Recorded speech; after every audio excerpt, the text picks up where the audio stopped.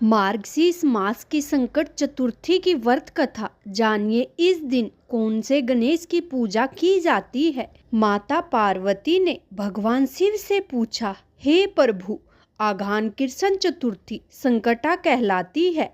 इस दिन किस गणेश की पूजा किस रीति से करनी चाहिए। फिर भगवान शिव ने उत्तर दिया, हे हिमालय नंदिनी, आघान में पूर्ववर्त रीति से गजानन नामक गणेश की पूजा करनी चाहिए।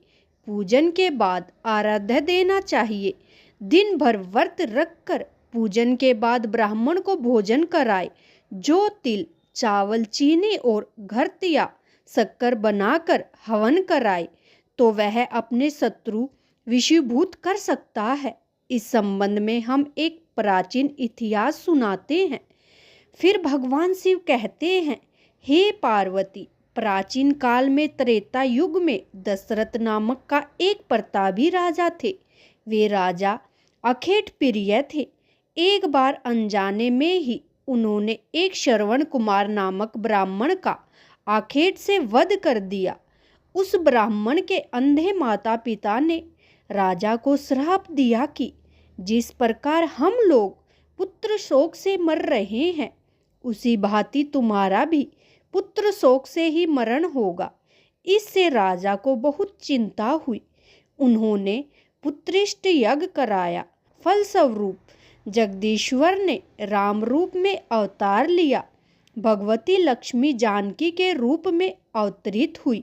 फिर भगवान शिव कहते हैं, हे पार्वती, पिता की आज्ञा पाकर भगवान राम सीता और लक्ष्मण सहित वन में गए, जहां उन्होंने खरदूषण आदि अनेक राक्षस व राक्षसियों का वध किया।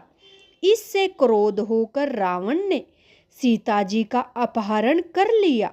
सीता जी की खोज में भगवान राम ने पंचवटी का त्याग कर दिया और ऋषिमुख पर्वत पर पहुंचकर सुग्रीव के साथ मित्रता की।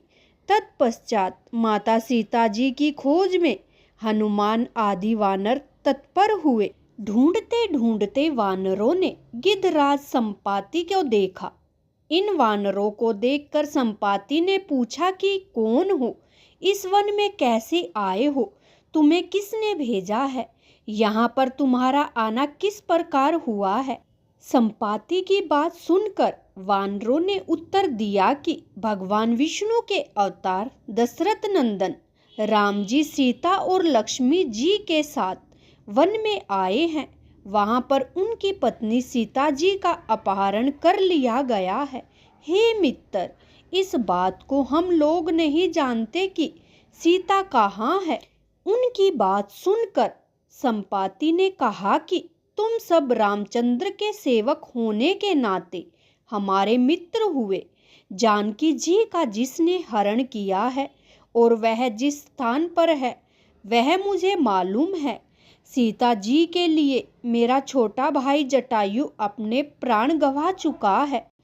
यहाँ से थोड़ी ही दूर पर समुंदर और समुंदर के उस पार राक्षस नगरी है।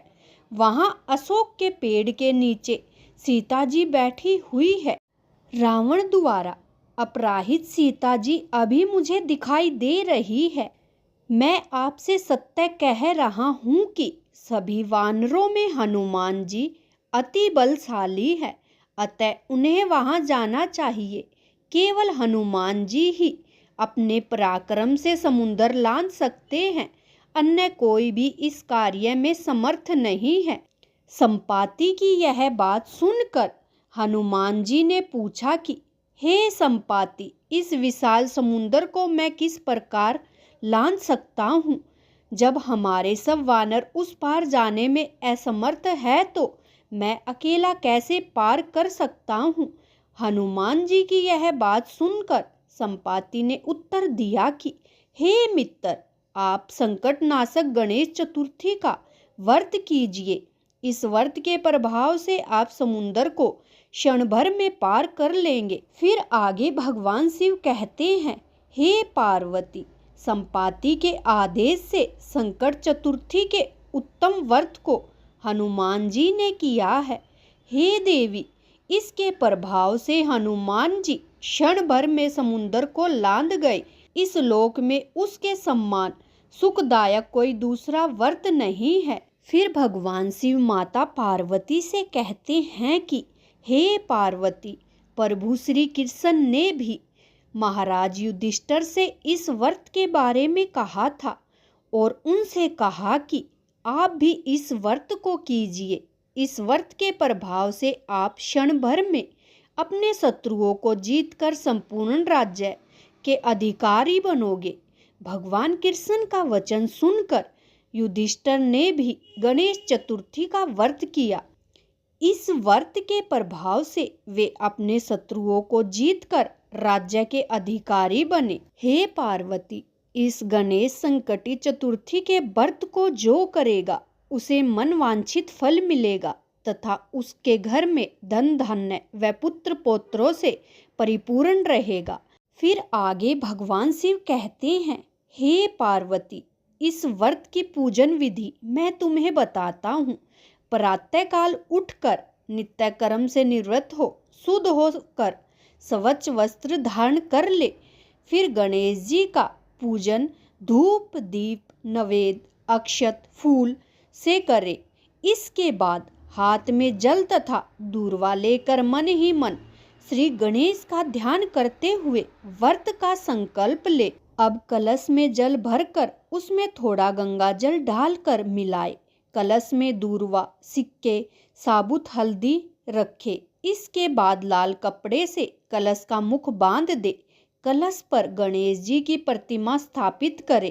पूरे दिन श्री गणेश जी के मंत्र का मन ही मन उच्चारण करे। संध्या को दोबारा स्नान कर शुद्ध हो जाए।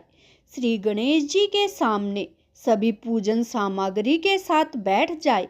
विधि विधान से गणेश जी का पूजन करे। वस्त्र अर्पित करे। नैवेद्य के रूप में 10 लड्डू अर्पित करे। चंद्रमा के उदय होने पर चंद्रमा का पूजन करे और आराध्य दे। उसके बाद गणेश चतुर्थी की कथा सुने अथवा सुनाए। जो चावल चीनी तिल व घी से हवन करे। तत्पश्चात गणेश जी की आरती करे। 5 लड्डू प्रसाद के रूप में बांट दे और शेष 5 अगले दिन ब्राह्मणों को दान करे। इस प्रकार विधि पूर्वक गणेश जी का यह व्रत जो करेगा उसकी सभी मनोकामना पूर्ण होगी। वह भगवान शिव व माता पार्वती का भी आशीर्वाद प्राप्त होगा। आशा करती हूँ कि आपको हमारी यह वीडियो अच्छी लगी होगी और यदि आप भी प्रभु गणेश के सच्चे भक्त हैं तो कमेंट में जय गणेश लिखना न भूलें। वीडियो देखने के लिए आपका बहुत बहुत धन्यवाद।